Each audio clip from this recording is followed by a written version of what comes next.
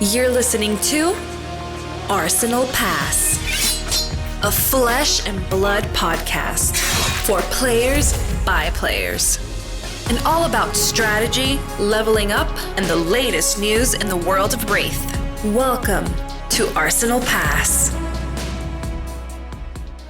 Welcome back, everyone, to Arsenal Pass, episode 132. I'm Brendan Patrick, joined always by Mr. Hayden Dale here, who just got back from the Calling Taipei playing Dromai. Hayden, high level, knock that off your bingo card, first of all. How was it? How was your experience? With the 10,000 foot view, you mean? Yeah, 10,000 foot view. I think we're going to zoom out to 20,000 feet here, but, I digress. Fair enough. How was what was the question? I've completely... Just how was your experience overall? Oh, yeah. So it was awesome. Taipei is an amazing city. I was not expecting to have such an amazing time in Taiwan. I've never been before. Mm-hmm. Hadn't really heard too much about Taiwan either, honestly. Haven't had a lot of friends that have been to the city or anything. Taipei itself was amazing. Got to eat some great food. Got to explore night markets and different areas of Taipei. And then also, of course, playing the Calling, which was a really well-run event, to be honest. So showed up on the Friday. We had the bounty event, which we got to play in and give away some promos for people beating us. Did you give any away? And also, I did actually. I actually ended up giving away all the promos anyway, but I did go 2-2. I lost. To be fair, I lost to two national champions though. My two losses. So, but it was sealed. So it was fun. 4 rounds, and we went for dinner. We ate, and then of course the Calling on Saturday and Sunday. So yeah, I can recap the event and talk about Dromai. We can talk about it sort of later in the pod, but didn't end up doing that well on day 2. I ended up got to do some commentary, which was awesome as well. So did the last round of Swiss and the quarterfinals. So I got to commentate the Brody Spurlock, Nick Butcher quarterfinals, which was honestly an awesome quarterfinals match. Mm-hmm. Hang out with my new casting bros, Newson Zing and Sam O'Byrne, clearly. So. Yeah, this podcast is fully swapping over to cast now. Hayden, still playing, but they got you on still playing. They got you on the pro bono. Come hop in the booth. But yeah, it's always fun, especially at an event if you don't make day 2. I know in North America, Matt Rogers usually gets that treatment. Hey, I made day 2. Hey, I made day 2. Sorry. Yeah, my streak is alive. I've never dropped a day 2 in the past 3 years. So, wish I could say the same shit. I had one thing I was just about to ask you in regards to Taipei. I've never been there as well, but when I went to school, pretty much everybody that lived on my floor was from Taiwan. Interesting. Yeah, it was just kind of serendipitous, but yeah, they only said good things, and I've heard it's an awesome place, and I'm jealous you got to go there. I wish that I was able to travel more to APAC for these tournaments for Flesh and Blood, because I've really only gone to Europe. So hopefully we'll get out there. Maybe if they go to Thailand, I'll go for sure. I heard rumblings of Calling Bangkok. So that'd be awesome. So speaking of rumblings, what are your thoughts on this upcoming event in Queenstown? I think it's like an invite only event or something like that, but there is a calling as well. Do you have a view? Are you going to it? Are you invited? What's the stitch? Do you have any information outside of what they announced? So, we've had a couple of big announcements, right, Mm-hmm. over the past week. So the first is, Calling Queenstown happening in January. I think that's January 20th to 21st or something is the actual calling. Mm-hmm. But the first thing, right, so there is, I've seen the article. I know as much information as you do about the event, which is, 19th to 21st. As far as I know, not invited to the event. I don't know what this event is, to be honest. I haven't said much details about it on the Fab TCG website. I understand. I think that everyone may have been invited. I don't know who the people are that are invited, but my understanding is that maybe all the invites have gone out. So I'm not sure what. I mean, it talks about sort of community sort of people within. So it might be people within New Zealand, for instance, community players within New Zealand. It could be people who have had a big impact on the game. I'm honestly not really sure, but I'm sure we'll find out. Obviously, we will find out at Worlds in a few weeks who the invites are. We don't even know what the event is itself. Is it an actual Flesh and Blood tournament? Or is it more like a celebration event, sort of akin to maybe what you get the day before Worlds sort of thing? So really, like the bounty event sort of thing. Really unsure. I will be going to Queenstown though, definitely for the calling. That's very close. Honestly, it's a direct flight from Sydney to Queenstown. It's one of the shortest flights in New Zealand, and it's about 2 hours and 25 minutes, I think, 2.5 hours max. Yeah, where are you from as well? Aren't you from near there? About 4 hours drive, 4.5 hours drive north of Christchurch. So, in Christchurch, yeah. Yeah, that'd be sweet. I've heard the main thing you hear about New Zealand when you go to New Zealand is that because for me, being a Texan, spending a lot of time in Texas, I went to Auckland. I went to the North Island. I was like, this is gorgeous. Everybody's like, no. No. Apparently, it's the South Island is where you get the true Lord of the Rings scenery and all of that. Hayden, I want to hit you with a hot take. Start off the pod. Dallas Calling's coming up this weekend in a few days, especially after this pod launching. The Dallas Calling, in my opinion, should be a limited calling. Your thoughts? Like sealed into draft. I agree. So I think the reason it's not happening, or just draft. Or just draft. I was really surprised it wasn't because this is a format. This is a constructed format that is irrelevant relatively, and for the World Championships, which a lot of people are preparing for. I agree. But I wonder, is the reason that this is a constructed calling is because they need to, like the Living Legend system, they need these heroes to attain Living Legend. Is that potentially why? I don't know if that's tinfoil hattie or if that's just like a potential truth, but it seems like I want to draft Bright Lights. Like I want to draft Bright Lights, especially in a professional setting for experience leading into Worlds, right? And I'm assuming you're the same way. If it was limited, I would have, I think I made a lot of efforts to get to Dallas this weekend. I'm not going to be there, unfortunately, but I might have even, if I knew it was limited ahead of time, I might have gone to Dallas over Taipei because I could ultimately probably only go to one. No, I don't think that's why. I think this would have been determined well ahead of time, the format. And I think if you look at it from Alice's perspective 6, 9 months ago, 12 months ago, whatever, when you're looking at the calendar of callings for the year, and you look at Bright Lights dropping, and then you look at a calling in APAC region and a calling in North America, plus some Battle Hardens, South America, Europe, before we get to Worlds with the new set. That sounds exciting, right? Like, potentially the new set dropped. Yeah, ultimately, the way it's the new set. Yeah. Right. The new set, that's the reason. But ultimately, that's the funny thing, right? Ultimately, the Bright Lights, as we saw, we will break down, but we have the Metagame breakdown from Taipei, and Dash was heavily represented. Spoiler alert, it did not convert well to day 2. But otherwise, I think there was one max, and I don't even know if there was a Tickle of Awesome played. I don't think there was. So, I think Dallas this weekend could be a different story, potentially. My experience, my gut, everything is telling me it's not going to be. It won't be, yeah. That's funny. That's funny that you say that because what you said is so reasonable and so rooted in truth. But I promise you that this is what happened in my brain. I forgot that there was a new set of cards that was introduced to Constructed. I did. Yeah, it was just limited only. It was limited only set. No. Yeah. Well, either way, it should be cool. I think that, the sort of the heroes that are currently doing well in the meta will continue to do so, even as we sort of creep up to Dallas here. It does seem like the meta is, it's in a spot, right? It doesn't look like we're going to see a big shakeup unless we have some huge innovations with some of these decks. Well, yes, and we'll talk about this again in the main pod, but just a quick snapshot of that top 8 in Taipei. There was 3 Lexi in the top 8, but there was no Lexi in the final. The event was won by Azalea. First of all, just want to talk. You asked about experience, and I just want to give a big shout out to Justin Q, who won the event. I don't know if you've seen the video. So I was standing right behind Nick, watching the whole final. So Nick was on the right hand side, Justin was on the left hand side. Also, Justin, super nice guy. Before the game started, he was like talking to Nick and said hello to myself, and said he was a big fan of the videos and the gameplay and everything.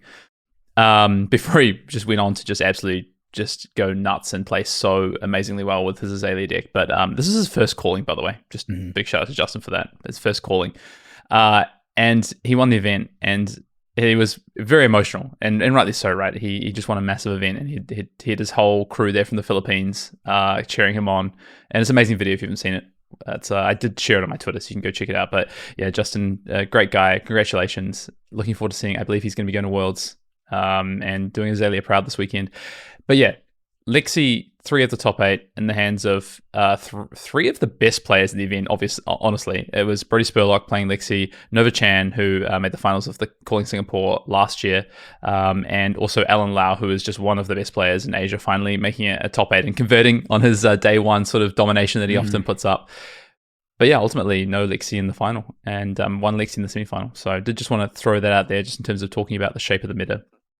Yeah, and I want to dive more into that Azalea win as well, because it is particularly interesting, especially in the context of Lexi obviously coming out, I'm wondering where that hero is at. Because, it's interesting because we talked about this when Oldhim rotated out, but it felt like Oldhim was, maybe holding back Azalea a bit, but we didn't really see the resurgence of that hero.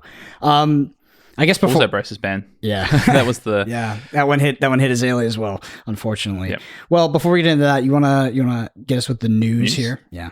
Yes. So just want to recap on events that have been announced. There's been a few things announced in the last few weeks. So the first one is this 4-year celebration for heading to the 5th year for Flesh and Blood. LS is hosting it in their home country in the beautiful Queenstown. If you are thinking about it, you're on the fence and you are thinking about going to an event where you can tack on a holiday, honestly, this is going to be one of your best opportunities. I think I'm very biased, obviously, being from New Zealand, but it is very, very beautiful down there. There's a lot to do. It is a good time of year. It is the best weather in New Zealand at that month, January, February. So definitely recommend it. There's a lot to do down there as well. It's a calling. This is a very interesting calling. This is going to be the first of its kind of a calling. We're going to be playing a calling with an unreleased set. I don't know if you noticed this, Brendan, but so the Heavy Hitters release isn't for 2 weeks. This is effectively the world premiere of Heavy Hitters, and it's the calling playing this. So everyone's effectively going to be on an even playing field, right? No one's going to have knowledge of what these cards are, apart from potentially some previews leading up to the event. And it's going to be sealed on day 1, draft on day 2, top 8 draft, so fully limited calling. There is also a teams battle hardened on the Sunday, so I think this is such a cool pairing into it because a lot of people are going to be going with friends and wanting to get to this place. And if you don't do well in a format that is completely unknown, then you have this teams calling on the teams battle hardened on the Sunday. So very much looking forward to that. The other announcement is Pro Tour 4, so the first Pro Tour for 2024, which is what this current ProQuest season is qualifying people for, has been announced, and it is in Los Angeles. Yeah, and Brendan, honestly, I'm so happy God. because it's not a direct flight for me. Yeah, it's not some freaking I'm so happy it's not on the East Coast. I love y'all on the East Coast, but I just finally we get the West Coast. LA is nice. So I saw Pablo Pintor. To be fair, we had Worlds on the West Coast as well. Yeah, I know, but it wasn't nice. I have a bias against San Jose. My partner's from there, and there's just certain things about it. It's just so freaking expensive, and then it's always dangerous as well with everybody getting robbed. Anyway. For those wondering, especially people from the EU that are like, please, as Pablo's posting about, it's like, please be different from San Francisco. LA is different. LA, I lived in LA for 6-7 years. It is a city. No, it is a city of sort of good areas and bad areas, but it's most cities are. Yeah, that's most U.S. cities, to be honest. But it's really nice. Like the weather's nice, and there's tons to do. Obviously, and it's a good destination to travel to, and especially for all of our APAC players, infinitely easier to get to than the East Coast. So I'm happy it's in LA. If you're on the fence for some reason because it's Los Angeles, I do recommend you go.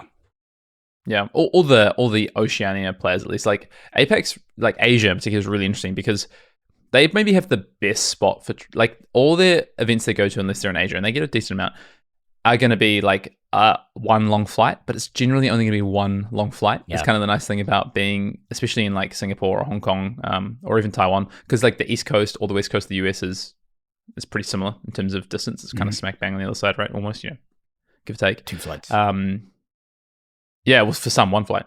Yeah. So, yeah, that's. I mean, I was talking to Brody about this. He was saying, they'd flown in him and Matt, and they're kind of the way they flew, and Sam as well said the same thing. But yeah, I know for Sam it was a direct flight. For instance, he's based in LA, Sam O'Byrne. So, yeah, I mean, look, I've been to LA once.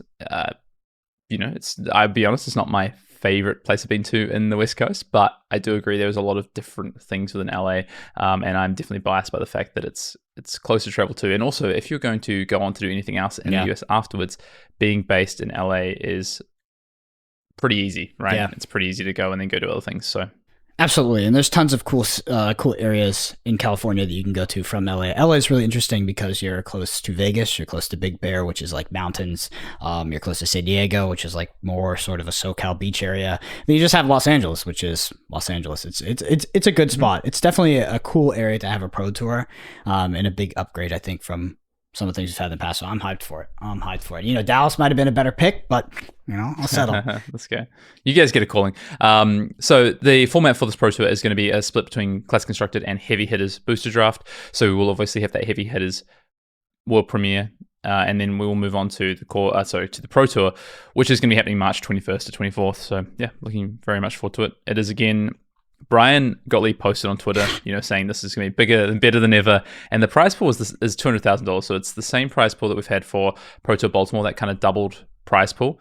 So my question was, Brian, it's bigger and better than ever. Does that mean you're saying that we're getting multiple Pro Tours this year? We're getting 2 Pro Tours in a Worlds. And Brian told did you not to go fuck yourself. I was gonna say he didn't comment, but nah, he screen capped he did the reply. article. Yeah. Screen capped the article. Did you see my response to it? Was it something about Kano? Probably. I said because Peter commented and he was like, "So does this mean whatever?" And I was like, "No, I think what he's trying to say is that Heavy Hitters is a wizard only set." Dude, I didn't even read your reply, but I knew it was going to be something like Kano, was it? I freaking knew it. Classic. All right. I think that's kind of it on the news. Do just want to remind everyone it is ProQuest Season 4 happening right now, kicking off this weekend. And it did kick off last weekend for specifically Australia, so I know there was a couple of events last weekend. But yeah, I heard an Arachne made top 8 at the first event, so congratulations to that player. Maybe they were just preying on all these royal Dromais with their regicides, I don't know. And yeah, so good luck to everyone playing in ProQuest Season 4, trying to punch the ticket to Los Angeles. We will definitely see you there, so looking forward to it. Yeah, we'll both be there for sure. All right. Command and Cookout. Yep. Onto the Command and Cookout. I was going to ask you, I think I had something about Heavy Hitters, but again, I guess it's like a reoccurrence of the pod. I've kind of forgotten it. I will ask you. I remembered it. Yeah. Yeah. Heavy Hitters, what do you think that alludes to? Because I would say it evokes some feelings in Flesh and Blood, right? Heavy Hitters kind of makes me think about some classes. What are you thinking? For sure.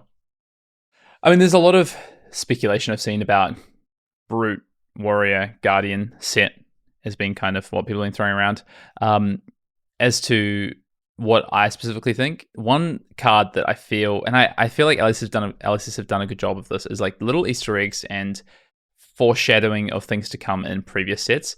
And the expansion slot is a perfect place to do that, right? Because the expansion slot. And the card that comes to mind is the new Brute card from the set, from Bright Lights. And of course, in classic Hayden tradition on the podcast, I forget card names, so I'm going to quickly look that up. But there is a Brute card in this Bright Light set, which depicts a Brute in a arena gladiatorial environment, and I wonder if that's a nod to what we're going to see in Heavy Hitters potentially. I would love a Brute set, but also I would love us to go to Savage Lands. I don't know if we're particularly. It's called Smashing Performance, by the way. But yeah, that is the one card that I think of when I think of Heavy Hitters, when I see the key when I see the set sort of symbol and what we've seen so far for the assets. That's the card I think of. I think it'll be a set that's focused on traditional combat, like it's not going to have any sort of wizardry or instant spell or I don't know. Welcome to Wraith. I think 2.0. I do think it'll be more like Welcome to Wraith. I do. I think that's what the name makes me think about. But yeah, which could be good, right? I think we'll have a retrospective before Heavy Hitters on retrospective on Bright Lights overall, mech only set, etc. But we just need a bit more time for it to sort of ruminate, see, on the constructed impacts, limited, etc. Just give us a couple more weeks. I think as we go to Worlds and Heavy Hitters is sort of on the horizon, be like, is Welcome to Wraith 2.0 we're looking for, or was Bright Lights sort of flash in the pan, etc. Command and Cookout. All right. Let's do it. We got a Command and Cookout question from last week's pod from SJOHNC. I'm sorry if that's not just initials and that's your name. Sorry, it's all lowercase. So this question would be interesting to hear about how smaller communities can create their own draft camps. Is it simply drafting and talking about it and how each people saw signals? How much focus is on drafting itself versus the games with the drafted decks? And do you document and scrutinize the packs in order? Is there any benefit of face-up drafting where people all try to get effectively optimal drafted decks? So this comes off the back of the limited-based podcast we did, our first take initials, impressions of draft of Bright Lights with Tarek Patel. And Brendan, do you just want to add quickly, I did get to do a draft at Taipei as well. The Sunday draft, the infamous, not a team draft, because we're practicing for Worlds at the moment, but to get to do a draft with some players that I wouldn't usually get to draft with, including Brody Spurlock. I got to draft with a couple of the Hong Kong guys, including Pudding, who kicked me out of day 2. So yeah, I didn't get any revenge, didn't get to play, but yeah. So Draft Camp. I think first of all, Draft Camp is a title that's assigned to, makes it seem a little bit more complex than it is. I think effectively it's getting 8 people together outside of an armory. And then you commit to doing multiple drafts on the day or over the course of some time. In terms of like what you can do to increase the efficacy of a draft camp, I know one thing that we do is we record the picks. So we basically, you just keep, one guy does this, right? So I'll give him a shout out. Andy Trong here. We keep the packs in order, or our picks in order, and then he goes back through after and records all the picks in an Excel sheet so that you can see all the pack 1 pick 1s for everybody, pack 2 pick 1s, etc. And then we actually look at that data. And we also, I think one thing that happens at a lot of draft camps is you don't play all 3 rounds. It can be helpful to play as many games, but I think the idea is to get as many drafts in as possible, and the gameplay is a little bit more secondary to that. So maybe you draft and then you play a game or 2 and then you're on to another draft, and you're trying to get as many of those in as possible, because the cards and the gameplay is more something you can replicate with one other person, where the draft is like you literally need 8 people. That's sort of my 2 cents. Mm-hmm. I really agree with the last piece about utilizing the time with 8 players as much as possible. So I think when it comes to advice, I think the best thing is really like one day, a weekend day, find 8 people, set it up ahead of time, give people as much notice as possible. This is the day, we're doing 3 drafts. This is what it's going to look like. This is what we always do. Make it really clear who's going to be there. Make sure everyone's, the couple of days before, hey, if no one can pull out, let us know. Come on. And we'll usually have a backup as well to call on someone if we need to. Try and get 3 drafts in if we're doing like a Sunday or something, often, if we're trying to make the most of it. And, that might mean not playing all 3 rounds sometimes for a couple of the drafts. It really depends. But I think when you're focusing on the draft aspect, so there's 2 parts to draft. There's the draft and there's the gameplay. And when you're focusing on the draft aspect of it, I think that's exactly what you should be doing. You should be doing similar things that Brandon said, focusing on what's happening in the draft itself, as opposed to necessarily the gameplay. And I mean, we don't go quite as far as that ourselves with recording the picks. I personally think that the sample size of how many drafts you're going to do is going to be too small for that data to matter, is my personal opinion. I think the qualitative data is more important than the quantitative, personally, when it comes to draft, because I just don't think you'll get enough reps in. So I would focus on the qualitative data, which is a lot of noting down your first picks and what put you into a hero, and then discussing that after the draft. So why did you draft that? What signals did you feel put you into that? What were the cards that were open? What are the best performers in your deck? What are the worst performers in your deck? I think early on in a draft as well, my advice is, Brendan talked about gameplay versus draft, and I agree on that. But early in the format, I think you should draft and play your rounds, and often play more rounds, so you can understand the construction of your deck and the cards that under overperformed that you rated highly or lowly. And then the next part, I think, is draft camp aside, or your draft days or your draft events aside, and also having a lot of 7 other like-minded people really helps in this. I think, sort of getting that sort of qualitative data. But the move on, I think, after that is, or even before, I actually prefer to do this before I get into a lot of drafting, is work out what are the archetypes, what are the decks I want to play, and this actually for me involves a lot of not drafting but putting together almost like sample versions of decks that I think I could expect to draft, and just playing with them and just working out what are the combinations, what are the lines, what are the things that are more impressive, least impressive to me, try and work out the archetypes within that. And then once I've kind of understood what I think the key cards are for those, then I go and try and enact that in draft, try and do the drafts with that knowledge, and then see if those decks can come together and actually work out if basically my hypotheses from testing gameplay can translate into draft and then back into the results of my draft, basically. So yeah, I mean, when we were preparing for the World Championships, I mean, at least Sasha and I, but Hayden, I believe, was doing the same thing. We were effectively doing a pseudo draft camp kind of thing without actually drafting at all. First of all, we took videos of our drafts and we would watch those videos back and give feedback. Yeah. But we had gauntlet decks for Fi, Icelander, and Dromai, which were just like, a couple commons from each, and just like the most median sort of deck you could possibly draft in that hero. And we just played them against each other to try to figure out what cards overperformed, what we would like more of, etc. So we got in a lot of practice with the set without actually drafting it. I don't think that's a perfect way to prepare for a format, but it's a good way to get familiar with a format. So that, especially if you don't have the resources, maybe you can only get to 8 people together once or twice before an event, for instance, or maybe even not at all. Yeah, you can keep your draft decks together.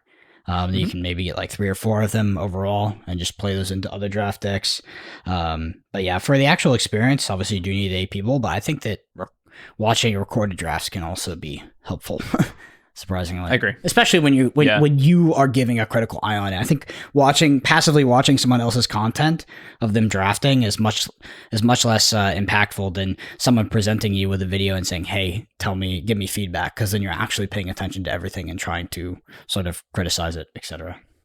Except for draft walkthroughs with Arsenal Pass, obviously, where we talk through the full draft. Yeah, I mean, if someone's going to do the work for you, then definitely check it out. But no, I think it's a great question. I think if I'm to boil it down, kind of what we spoke about, I think, there's this aspect of trying to separate the draft versus the gameplay and trying to focus where you can, when you have the opportunity, because 8 players is hard to get together and focus on that draft itself. And then the gameplay is something you can actually do. You can, like Brendan says, keep those decks, build up gauntlet decks, representative decks, whatever it is.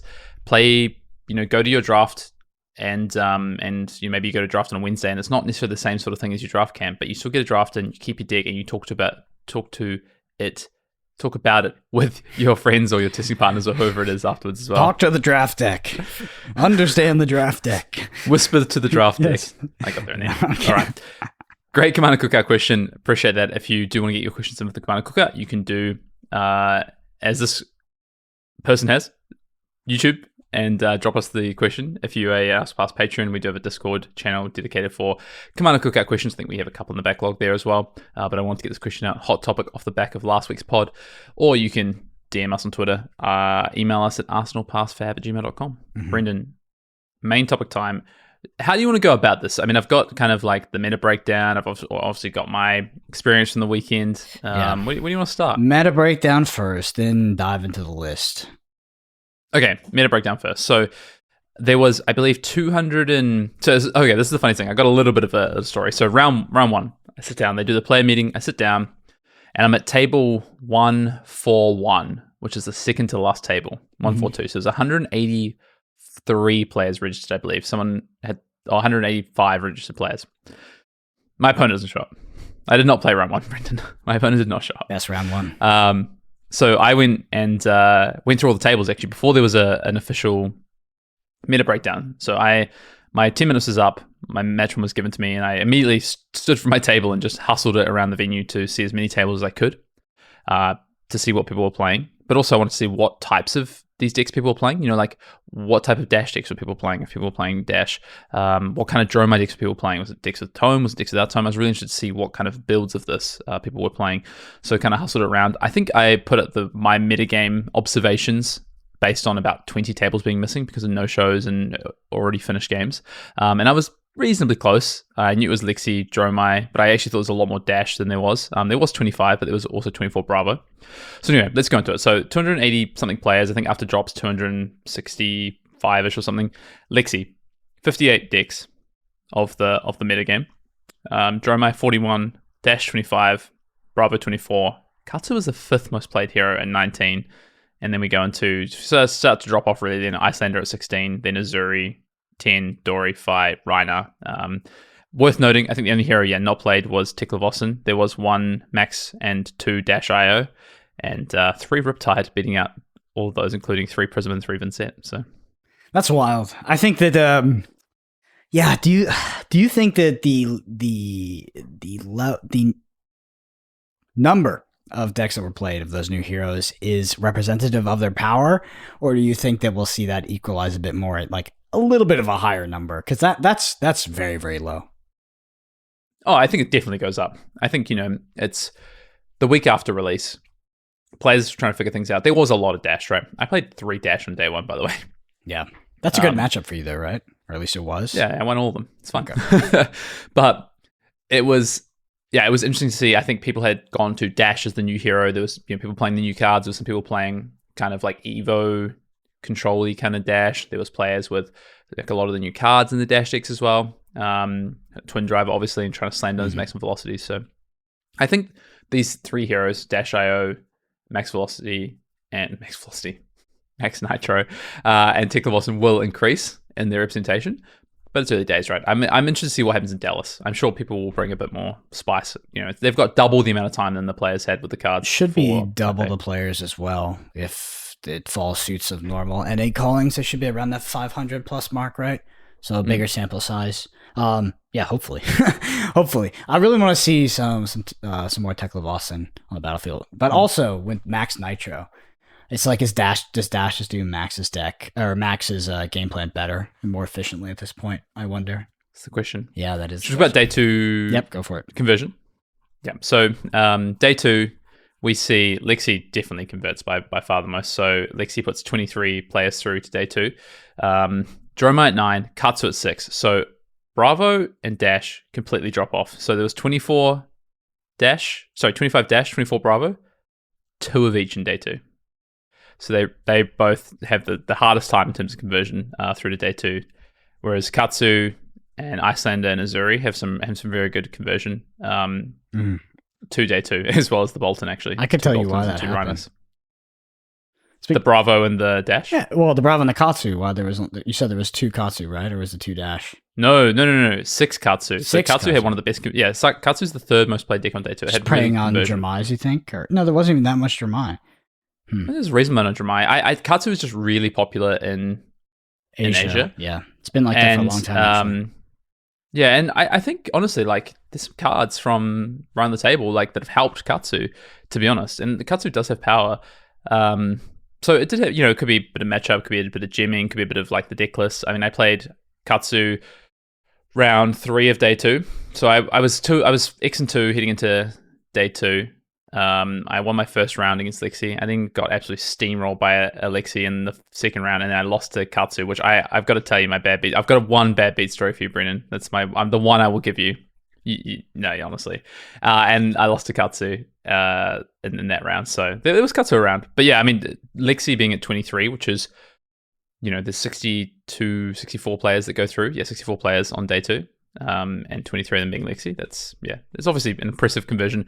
Dromai at 9, a little bit less impressive. But yeah, Katsu, Icelander, and Azuri's conversion was very good. Dashes and Bravos was definitely not.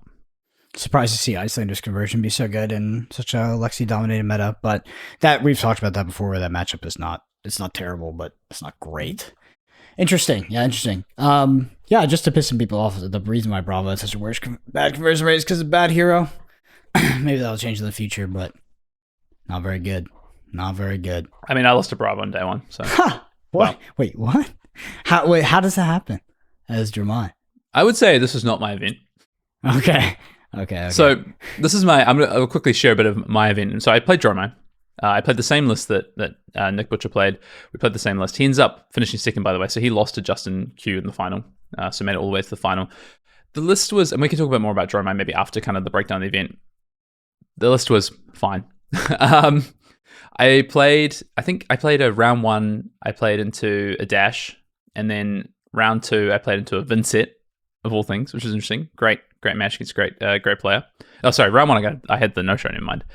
Played Vincent. Then round 3, I got paired against Bravo, very good player from Hong Kong, and I did not play well. I locked myself out of Ash, Brendan, which is, if you've played much Dromai, is an absolute no-no. So I had 3 turns in a row where I literally passed the turn.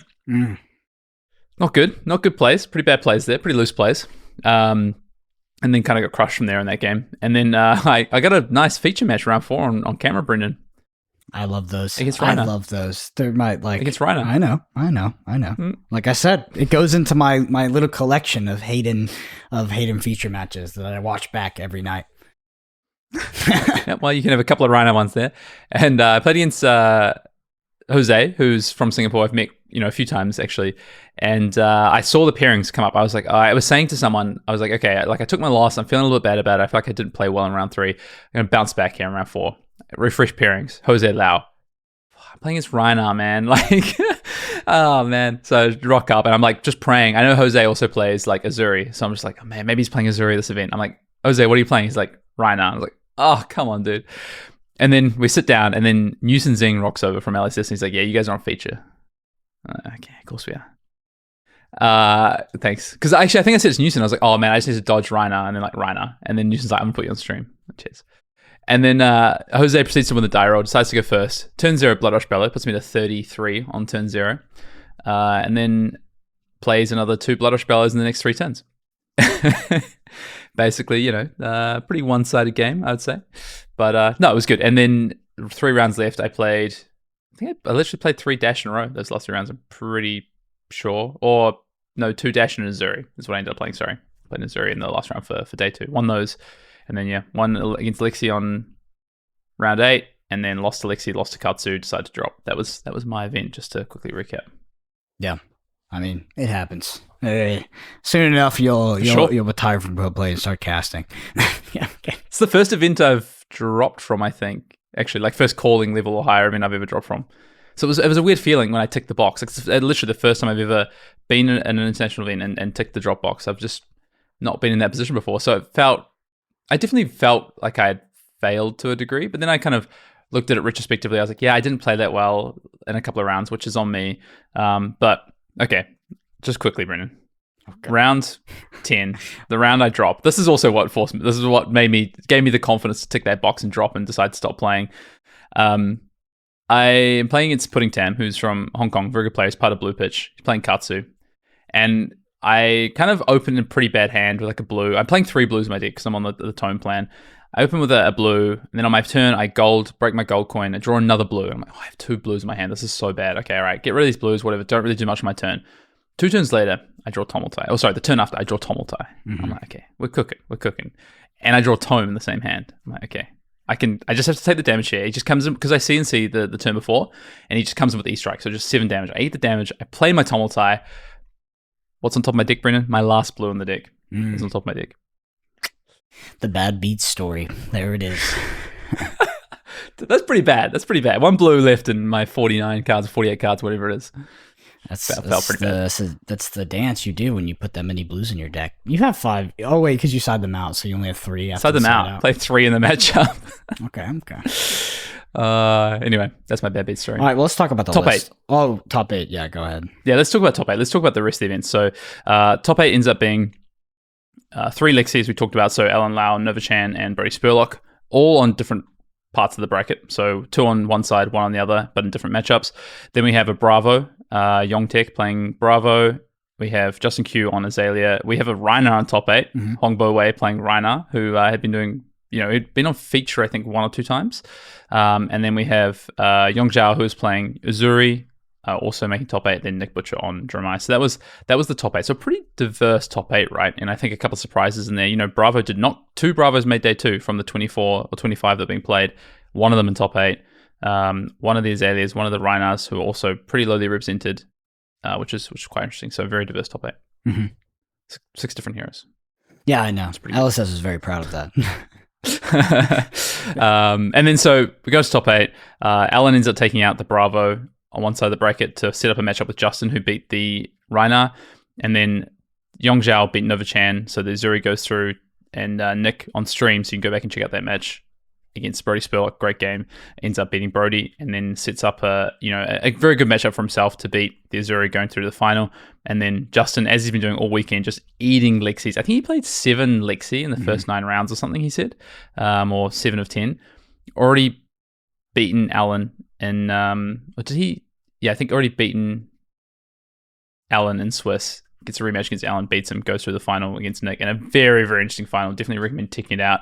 I think the matchup has always been, or by a lot of people, perceived as Dromai favored, and I think whether has been true in the past, I don't think that's necessarily true now, especially with Tomes and sort of the deck looking a lot more vulnerable to what Azalea can do in going tall. Justin putting on a bit of a masterclass in that game, playing very, very well. So very interesting final. Do you think Azalea is a deck we'll see more of moving forward?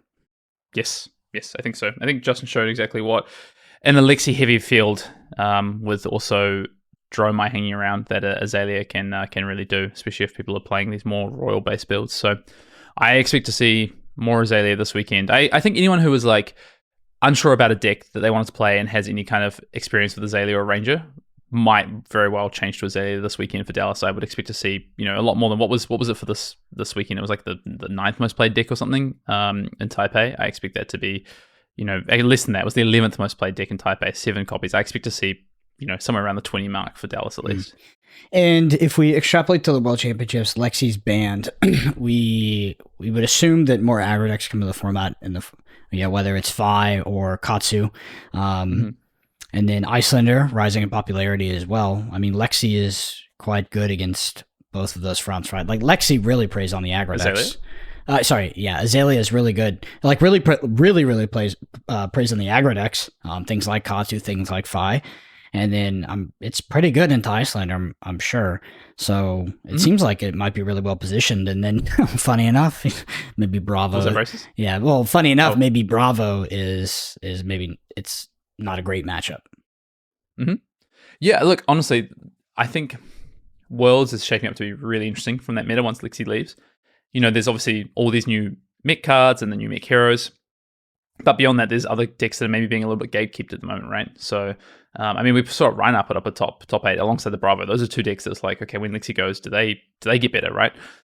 Yeah, it's super interesting. So, but also Bullseye Brace is potentially coming back as well. Yeah, with the Lixie. So Azalea is looking really good. I mean, so then the only deck I didn't bring up and I didn't really account for is Dromai, but you just said that the Dromai matchup is not as favorable as people have seen. So it seems like Azalea could be in a really good spot then.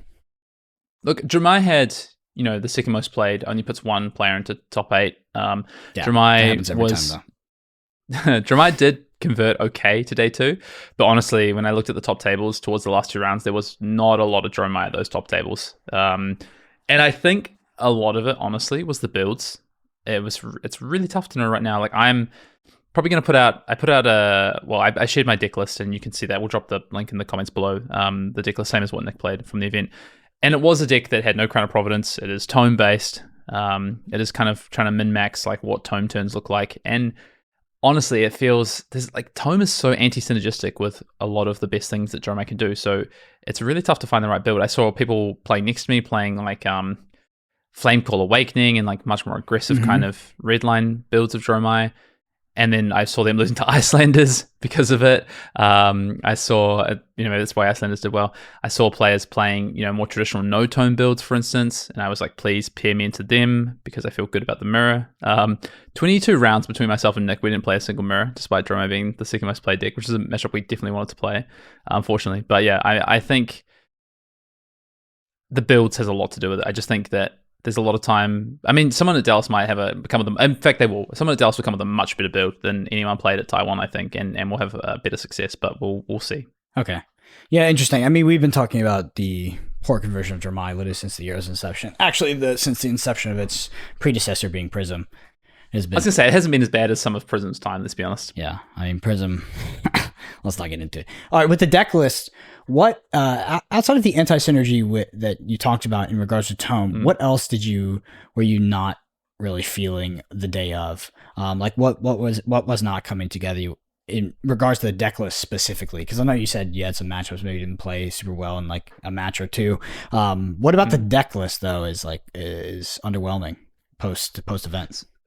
So I think a lot of so I did do some testing in the lead up to the event, but my focus now is kind of turning to Worlds a little bit, and haven't had time to test as much as I want to. So we did change the deck list in the kind of days leading up to it, and I changed mine significantly. Actually, I moved more towards what Nick was doing, and then we did change a few cards the day before, and some of the cards were really theory based, and some of the numbers in the deck were quite theory based, and that just as that always turns out, not always the best. So, and especially when it messes with the way you want to play games. So I felt like the way I sideboarded into Bravo, for instance, when we played, was just incorrect. Like I just sideboarded incorrectly and then played like an absolute donkey. But I do think that kind of some of the cards and the ways, the combinations of hands, I think, like, for instance, one card that was so underwhelming in this tome build and with the kind of meta, the way it shifted, was like Necria. Like, Necria felt so bad, which previously to me, Necria felt like one of the best dragons, but it's really changed. The dynamic of the mirror in particular has changed because of tome. It's become a lot more snowbally. Honestly, it's a less interesting matchup to me, but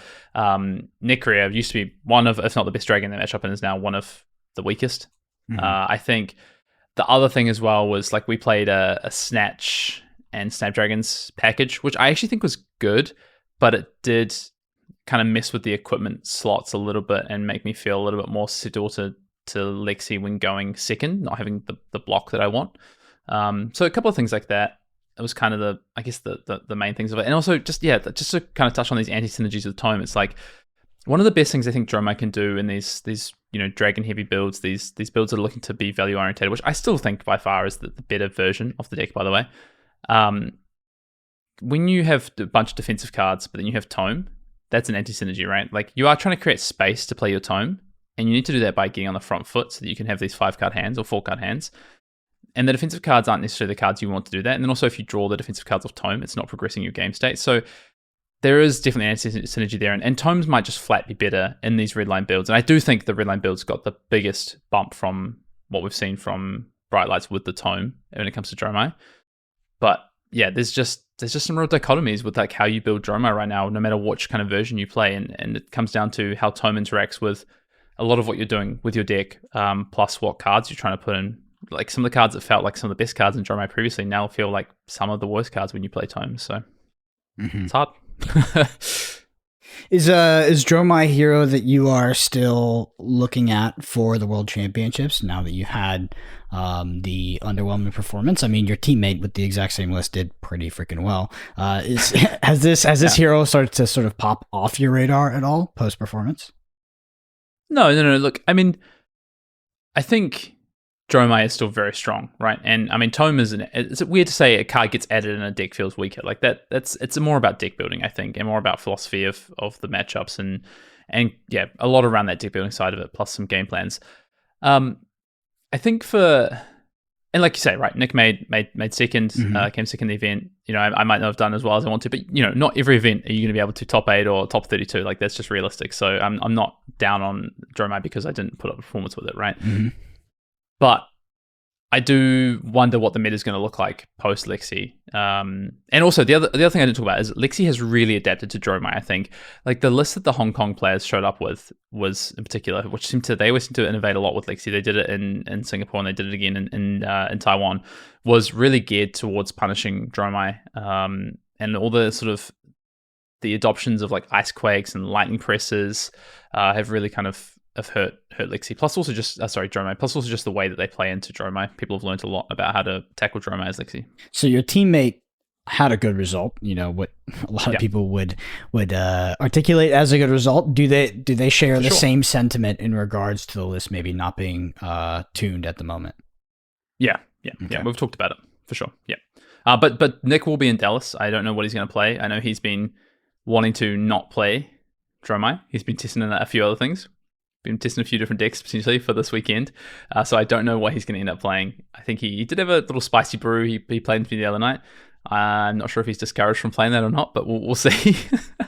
But he could be back on Dromai as well with a refined list. And there's ProQuest this weekend. I'm looking to play a ProQuest this weekend. I think I'll probably end up playing Dromai with some of the thoughts I have now post. So I literally sat in the airport.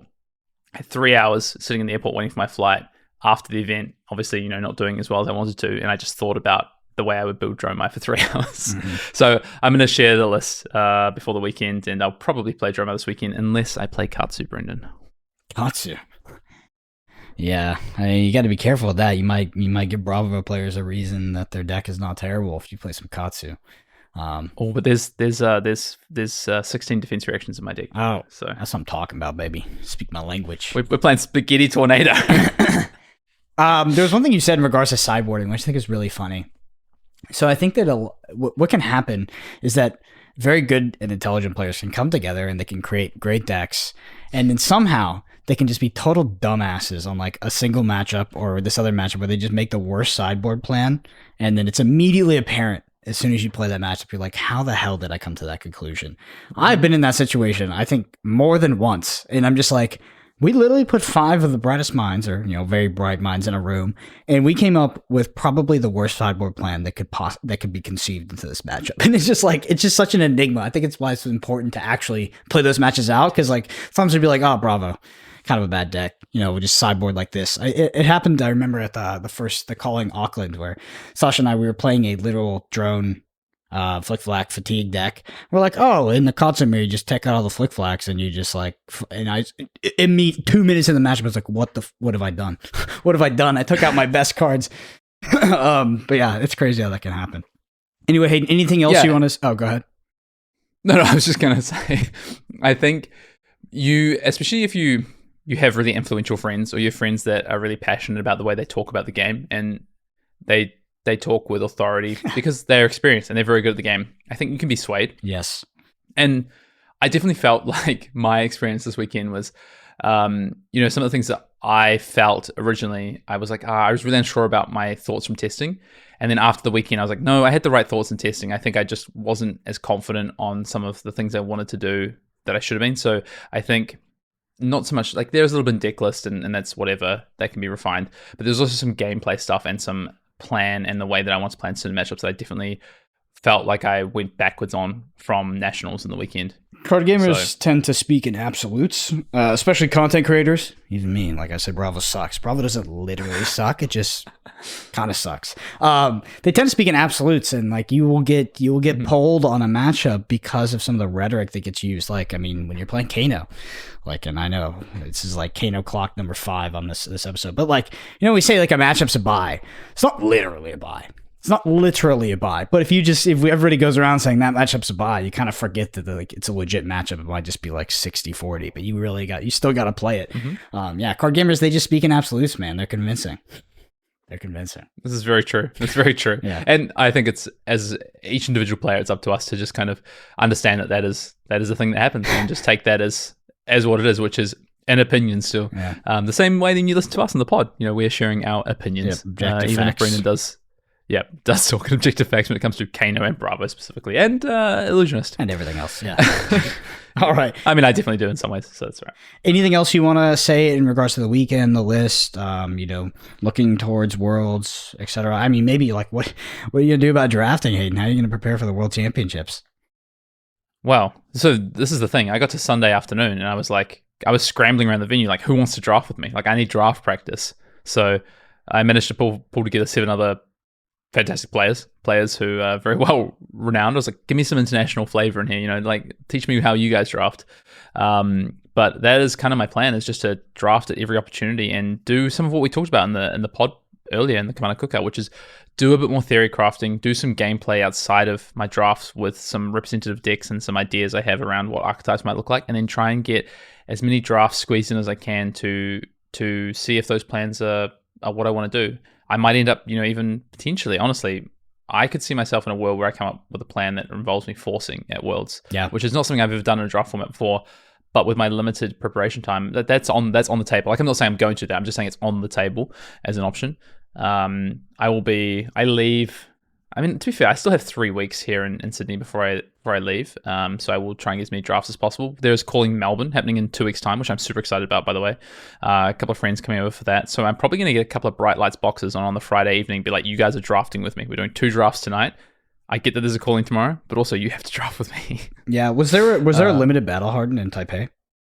Yes, there was. So this is crazy. Yeah, I love crazy this. top 8. So I'm going to find out more about this because a friend that I made I'm going to call him a friend, one of the Blue Pitch guys who they took us out to lunch on Friday before the event, Jack Tang, who's part of Blue Pitch, he made the top 8 of the Battle Hardened. But there was 5 Teklevossen and 3 Max. In the draft pod, let's talk about how they all got there and sealed, Hayden. Oh, I don't know. 8 How did they all get there and sealed? Oh, interesting. Yeah. I just want to give a big shout out to Chris Gehring. He's a big fan of my ratings on cards. Just proof is in the pudding, brother.